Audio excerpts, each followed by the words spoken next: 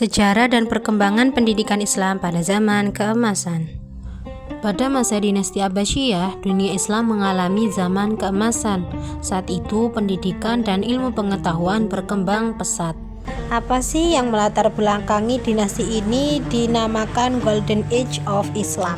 Yang pertama, karena khalifah pada saat itu mendukung penuh kegiatan ilmiah. Yang kedua, umat Islam memiliki semangat belajar yang tinggi. Dan yang ketiga, terbuka terhadap ilmu dari luar negeri. Berikut adalah penjelasan dari perkembangan pendidikan pada zaman keemasan. Yang pertama, ada apa sih faktor kemajuan pendidikan Islam pada zaman keemasan? Yang kedua, bagaimana bentuk lembaga dan sistem pendidikan pada saat itu? Dan yang ketiga, siapa tokoh penting dan apa ciri khas pendidikan pada zaman keemasan itu? Faktor-faktor yang melatar belakangi era kemajuan pendidikan Islam pada zaman keemasan. Yang pertama yaitu dorongan teologis dan ajaran Al-Quran. Yang kedua, dukungan politik dan patronase penguasa. Yang ketiga, gerakan penerjemahan. Yang keempat, kemakmuran ekonomi. Yang kelima, perkembangan institusi pendidikan. Pembahasan yang kedua yaitu lembaga pendidikan. Lembaga pendidikan pada zaman keemasan itu berkembang secara bertahap. Yang pertama, kutab. Kutab adalah sekolah dasar untuk mempelajari membaca, menulis, dan dasar-dasar Al-Quran. Yang kedua, masjid. Masjid berfungsi sebagai pusat pendidikan non-formal dan menengah melalui sistem halaqah. Dan di masjid juga diajarkan ilmu-ilmu agama seperti fikih, hadis, dan tafsir. Yang ketiga, Baitul Hikmah. Pusat penerjemahan teks-teks asing dan riset ilmiah di bidang filsafat, matematika, astronomi, dan kedokteran. Dan yang keempat yaitu madrasah. Madrasah adalah institusi pendidikan formal tingkat tinggi yang pertama kali dikembangkan secara terstruktur. Contohnya seperti Madrasah Nizamiyah.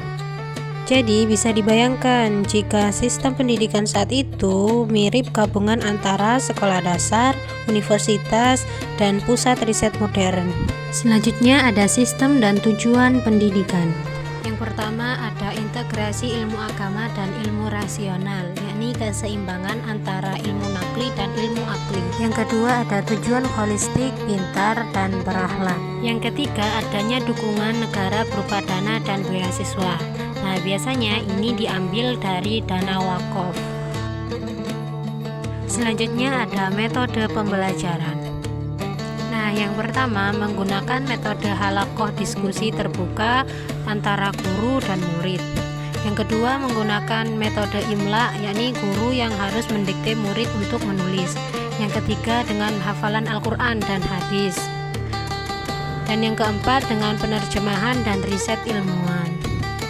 Dengan menggunakan metode ini membuat murid aktif berpikir dan bukan hanya mendengarkan. Selanjutnya ada tokoh-tokoh penting pada zaman keemasan. Yang pertama ada Al-Ma'mun, pendiri Baitul Hikmah dan juga khalifah pada masa itu. Yang kedua ada Al-Khawarizmi yang dikenal sebagai Bapak Al-Jabar.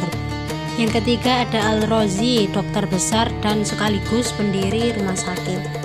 Dan yang keempat ada Nizam Al-Mulk, yakni pendiri Madrasah Nizamiyah. Dan yang kelima ada Al-Ghazali, yakni penyatu logika dan agama.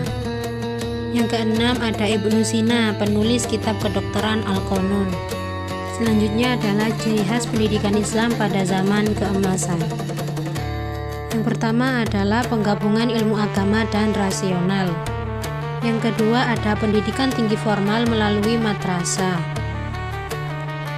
Yang ketiga ada metode ilmiah observasi dan eksperimen. Yang keempat terbuka terhadap ilmu dari dunia luar. Nah, jadi kesimpulannya pendidikan Islam pada zaman keemasan didukung dari berbagai aspek, baik melalui agama, politik, ekonomi, dan lembaga, sehingga menghasilkan sistem belajar terstruktur dan progresif dan melahirkan tokoh berpengaruh hingga dunia barat. Dan ini menjadi contoh bahwa ilmu dan iman itu bisa berjalan bersama.